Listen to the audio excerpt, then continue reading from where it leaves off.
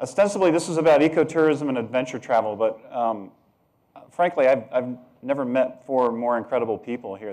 They're doing incredible things: submarine driving, trekking through the Andes, filmmaking, shark diving.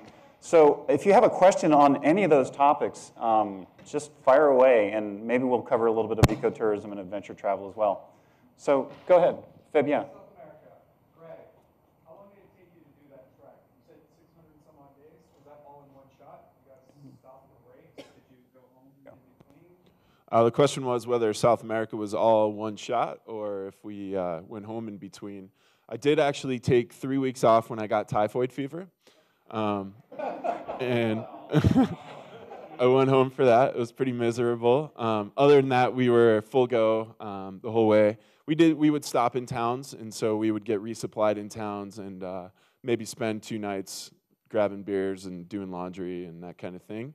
In addition to typhoid fever on the trip, I was taken out for up to a week for dysentery, roundworms, flatworms, pinworms, Giardia 3 separate times, and your general Montezuma's revenge type thing as well. This is not the side of adventure travel we want to hear today, I don't think.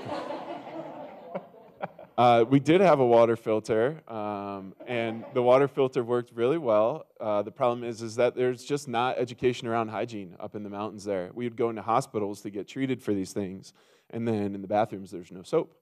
So a little disconcerting, but yeah, I think people, there's efforts, certainly there's NGOs that are trying to educate people about the use of soap, and it was food, it was sharing. We would be welcomed into homes. The people were amazing to us there, would welcome us into their homes and share food with us, and we were eating with hands a lot of times.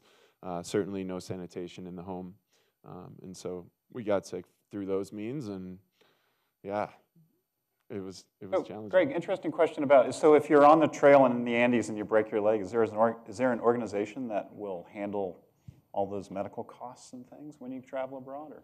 Yeah, so the whopping medical bill I got for typhoid fever, and that included IVs and pretty close monitoring by multiple doctors, was $4.86. Everything was covered. There was actually great medical care there, despite the fact that there's no sanitation. It was as simple as literally Dea, who was walking with me, walking across to the pharmacy, handing them a piece of paper, picking up an IV bag and a needle, bringing it back, and the doctor putting it in me. Everything was covered. Every region had their own medical facilities. Not all as good as others, but rural communities having medical care. I was pretty shocked to see that. Any questions? Yeah, in the back, in the black shirt. My voice is pretty loud. Okay.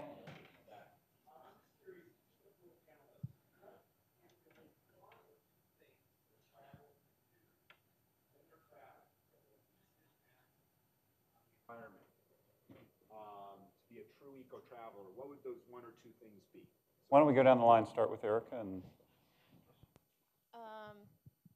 Yikes, that's a really interesting question. For the most part, I spend most of my time sort of offshore as much as possible, but when I'm on land, I try not to, this is really as simple as this, I try not to go anywhere out to eat or use a lot of restaurants, anything like that. I go somewhere, meet someone, buy some food, and cook at home so that I don't use a lot of these places that you go and travel in Central and South America. Use a lot of single-use plastics, things like that. So it's as simple as cooking at home using whatever plantain you find at the market. So it's just one thing that I do. Locavore, yeah. I think through Jean-Michel Cousteau's Ocean Future Society, our single-use plastic is just a huge initiative that we collaborate with many organizations. So always traveling with your reusable water bottle and a reusable bag. And that's just the simplest thing, because we use in 5 minutes 2 million single-use plastic bottles just in the United States.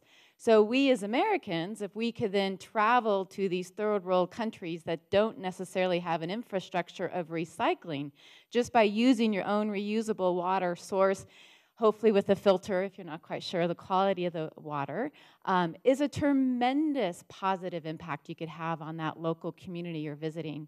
And then I would also say really supporting sustainable seafood.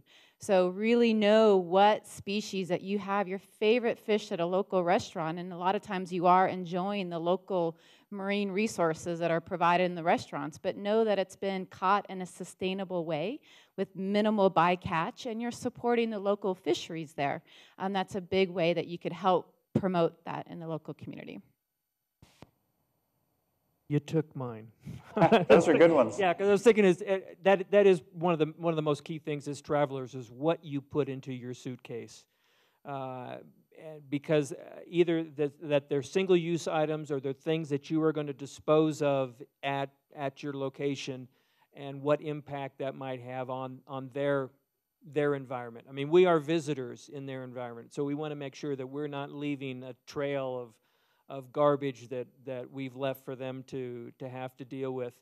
And you know, one of the things I always try to think of, and this was part of our discussion yesterday that we had with the Colorado Divers Retailers Association, was what can we do within the dive industry to be more environmentally prudent? Because when you look at a diver's equipment, there's a lot of plastics, rubbers, and all kinds of things. I can't exactly say the diver's going to go out in a wetsuit made out of shopping bags. But it's something that always amazes me, and I would like to see the industry change. You know, if you ever go into, I'm from Southern California. We have a lot of REI stores, and if you go into an REI store and they're promoting mountain climbing and kayaking and all these wonderful ecotourism activities, and yet when you look around, it's a monument to nylon. You know, there's so much material in there. It's made out of plastics. And we really have to evaluate a lot of the materials that have just become just ingrained into our society. But at least in terms of traveling, when you're packing that suitcase, take a good look at what you are bringing and what you might be leaving behind at your destination. I would say it's no longer enough to have no impact. I would say have a huge impact, have a tremendous positive impact. Don't just think about what you don't take with you or what you do. Don't think about not using plastic anymore. Think about the positive change that you can make. How can you go and interact with those communities that you're visiting? How can you collect scientific data? How can you get involved in the actual conservation of these areas? Whatever it is, the people who care about the outdoors, the people who love to recreate and visit these places, if we don't rise up together and make the difference that we want to see, nobody else will. Everybody else is united, and lobbies and industries are fighting to deregulate the environment every way they can, and there's nobody who's mobilized together who's fighting for it.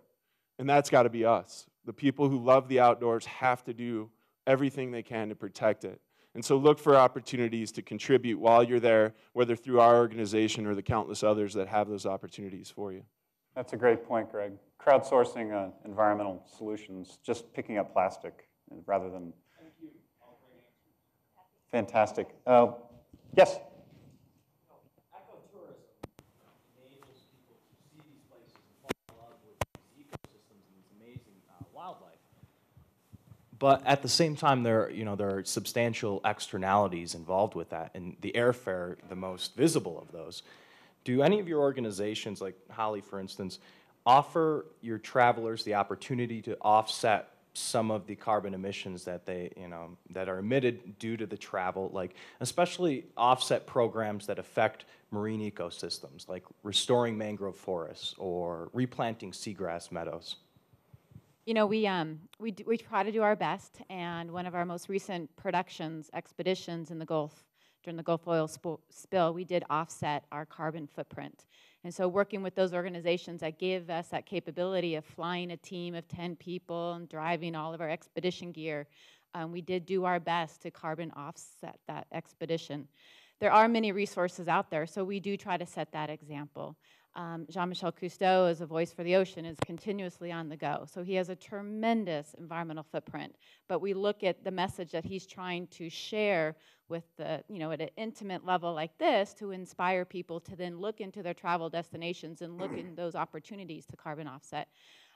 Through our server on our website, if you look at the bottom, we do use a server that is all solar powered. So we try to implement those into our nonprofit, just to give an example, to allow people to know that there are resources out there where they can minimize their environmental footprint. Anybody else? I had mentioned in my presentation about asking questions, and this is one of the things that you want to really look into when you consider an eco resort. Part of the travel, like what can I do with my airfare or with my air flight?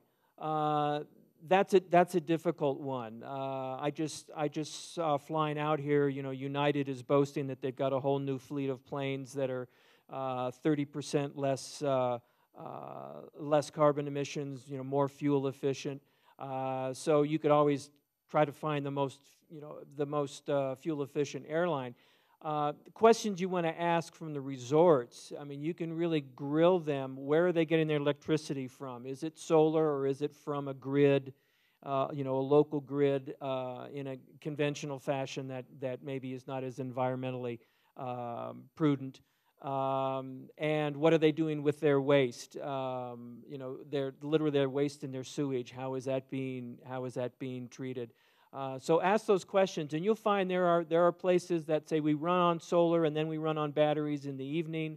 We use compost, and we use other methods to deal with the sewage.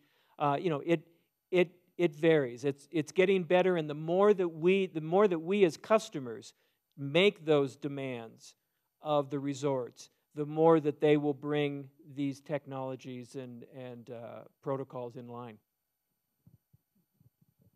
Yes. Oh, sorry. Hi. I'm coming from a different perspective as a metaphysician, different kind of science, and artist. I just came up from Costa Rica. And one of the things that concerns me, I appreciate what all of you are doing. However, there's been a dramatic exploitation of ecotourism. 20 years on Costa Rica, the impact is horrific. So my question is, I have a project in southern Costa Rica outside of tourism.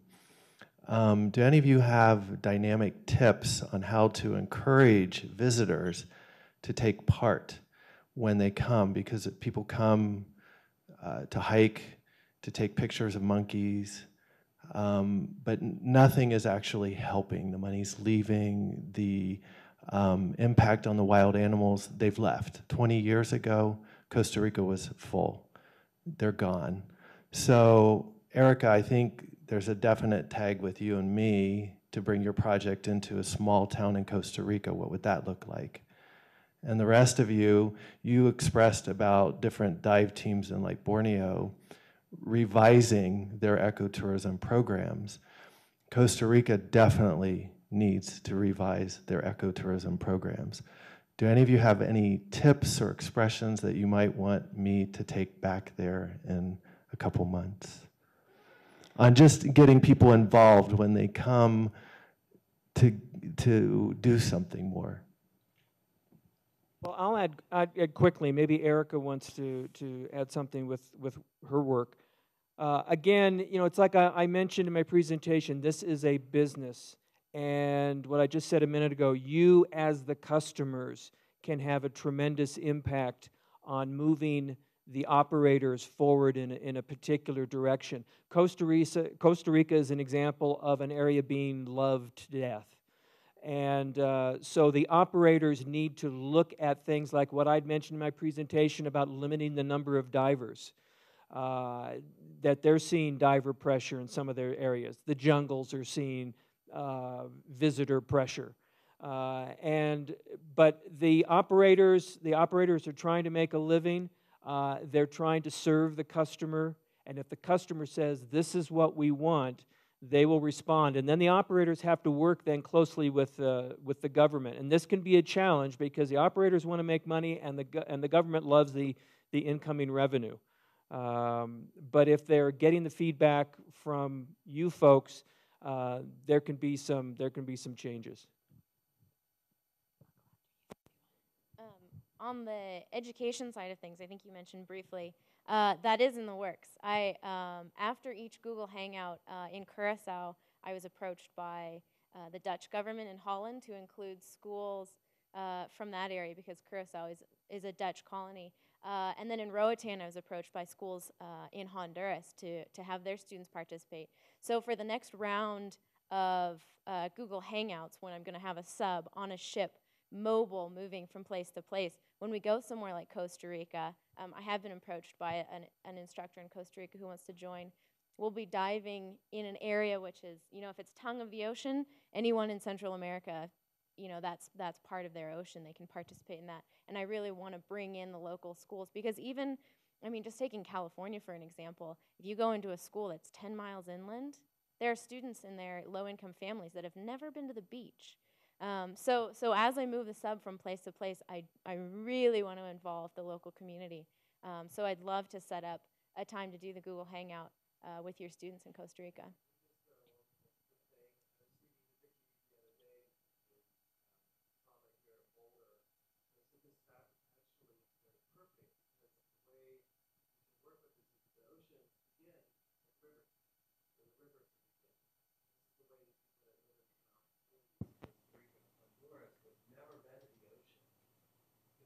Wow, you mean what I'm doing up here is impacting that, even though I may not ever be able to see that. I just want to add a couple stories of hope, and I'm really sorry to hear that about Costa Rica, because Costa Rica, no doubt, is the flagship of ecotourism. But ecotourism is such a broad definition. And we were on expedition in the Amazon with Jean-Michel Cousteau and Fabienne, his sister Celine, and a team of 20 of us. And some of the stories, it was called Return to the Amazon, because we were looking at how did the Amazon change in the 25 years since Jacques Cousteau was there in the early 80s. And it has changed tremendously, both for the good and for the bad. But we really highlighted some of the stories of hope. And we worked in two protected areas, Jijiwa and Mamirawa. And both of these protected areas were not so much national parks where the government came in and said, we have to protect this. It was initiative from the ground up of the local communities. Looking at the extraction of wildlife was happening at an alarming rate that even the locals could not go out and hunt for subsistence. So it took the government to help provide the infrastructure. It took the scientists to give them the information, but it was really with the locals that were empowered to set up ecotourism. And we visited this beautiful lodge in Mamirawa in the flood zone of the Amazon, that the lodge is just built on rafts, really, that goes up and down of 20 feet change of the flood seasons of the Amazon. But it was the locals that were the guides, and if they're not taking out tourists, maybe they are out hunting in a very sustainable way for their family, but they see the value that we as Westerners want to come and see wildlife. So they see that incentive to protect the monkeys and to protect all the big animals. So it has to happen at both layers, and I want to say there's some great stories of hope of these sustainable reserves. And for us, that was a great highlight in a PBS special that we produced.